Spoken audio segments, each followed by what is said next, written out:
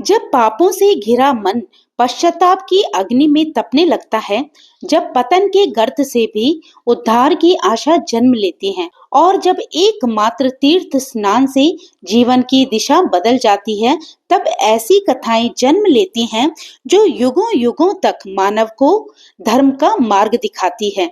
आज हम सुनने जा रहे हैं कंचन मालिनी की वह अद्भुत कथा, जिसमें एक अप्सरा, एक राक्षस और स्वयं देवराज इंद्र के जीवन का उदाहरण हमें ये सिखाता है कि माघ मास का त्रिवेणी संगम केवल जल नहीं बल्कि पापों को धो देने वाली करुणा है।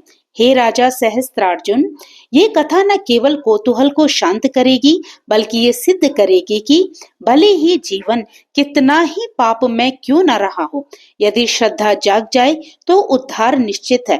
तो आइए योगियों में श्रेष्ठ अत्रि नंदन भगवान श्री दत्तात्रेय जी के मुख से इस पुरातन, विचित्र और कल्याणकारी इतिहास का श्रवण करते हैं। सहस्त्रार्जुन जी कहने लगे कि हे भगवान, वह राक्षस कौन था और कंचन मालिनी कौन थी? उसने अपना धर्म कैसे दिया और उनका साथ कैसे हुआ?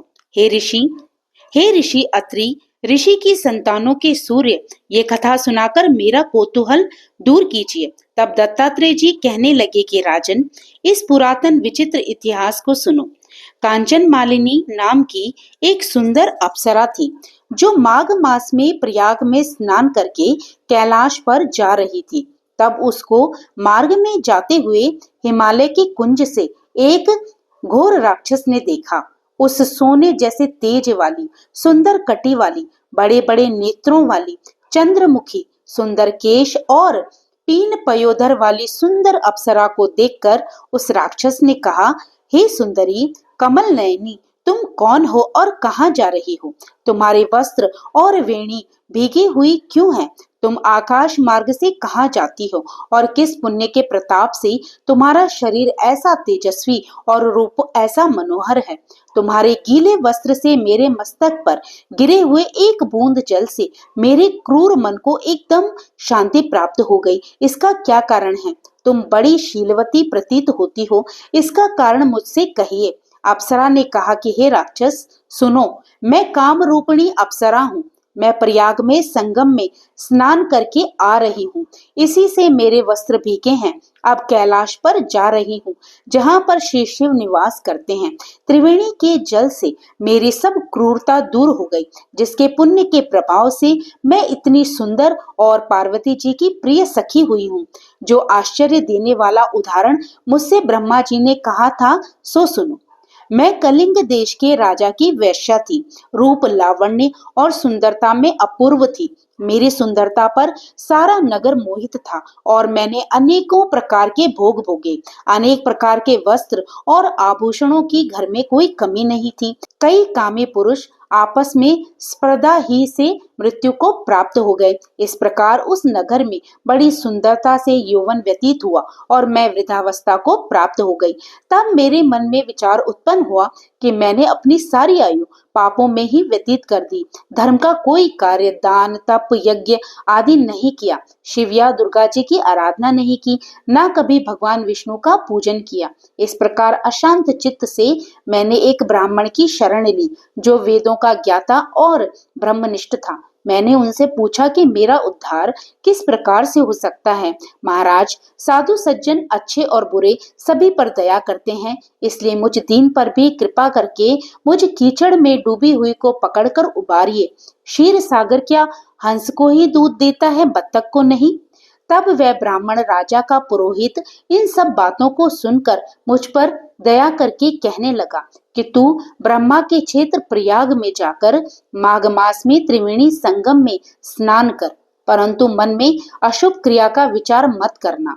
पापों के नाश के लिए महर्षियों ने तीर्थ स्थान से अधिक और कोई प्रायश्चित नहीं बताया।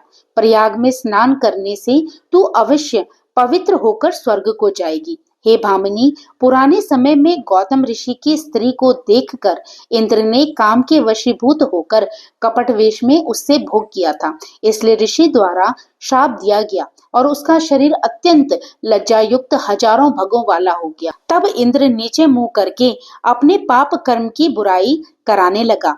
मेरु पर्वत के शिखर पर स्वच्छ जल वाले सरोवर पर एक स्वर्ण कमल से भरे हुए कोटर में घुस गया और अपने पाप को धिक्कारता हुआ कामदेव की बुराई करने लगा कि ये सब पापों का मूल है। इसके ही वशीभूत होकर मनुष्य नरक में जाते हैं और अपने धर्म, कीर्ति, यश और धैर्य का नाश करते हैं। इंद्र ऐसा सोच रहा था कि इंद्र के बिना सारा देवलोक शोभाहीन हो गया।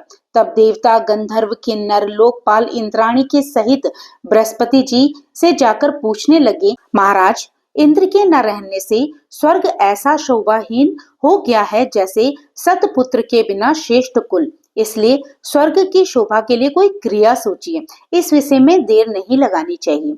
तब बृहस्पति जी कहने लगे कि इंद्र ने बिना सोचे विचारे जो कर्म किया है उसका फल भोग रहा है, सो वह कहाँ है, मैं ये सब जानता हूँ। फिर गुरुजी ने सबको साथ लेकर स्वर्ण कमलों से युक्त बड़े सरोवर में इंद्र को देखा, जिसका मुख मलिन और आंखें बंद थी। तब इंद्र ने बृहस्पति जी के चरणों को पकड़कर कहा कि इस पाप से उद्धार करके आप मेरी रक्षा कीजिए।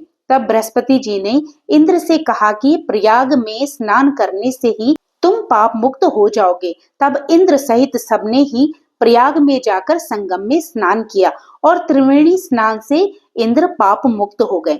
तब बृहस्पति जी ने इंद्र को वरदान दिया कि तुम्हारे शरीर में जितने भग हैं सब नेत्र हो जाएं। तब इंद्र ब्राह्मण के वर से 1000 नेत्रों से ऐसा सुशोभित हुआ जैसे मानसरोवर में कमल शोभायमान होता है।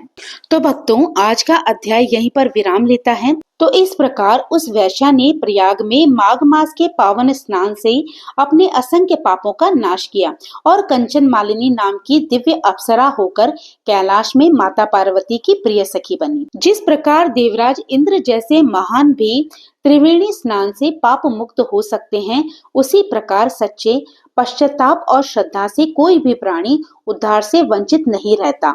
माघ मास में किया गया एक बार का स्नान भी मनुष्य को धर्म, यश, शांति और मोक्ष की ओर ले जाता है। जो इस कथा को श्रद्धा से सुनता है, जो माघ स्नान का महात्म्य में स्मरण करता है, उसके जीवन से अज्ञान का अंधकार मिटता है और भगवत कृपा का प्रकाश प्रकट होता है। तो इसी के साथ आज का अध्याय समाप्त होता है और इससे आगे की कथा का श्रवण आप कल करेंगे। तो भक्तों, प्रभु का नाम लेते रहिए, पुण्य के भागी बनते रहिए।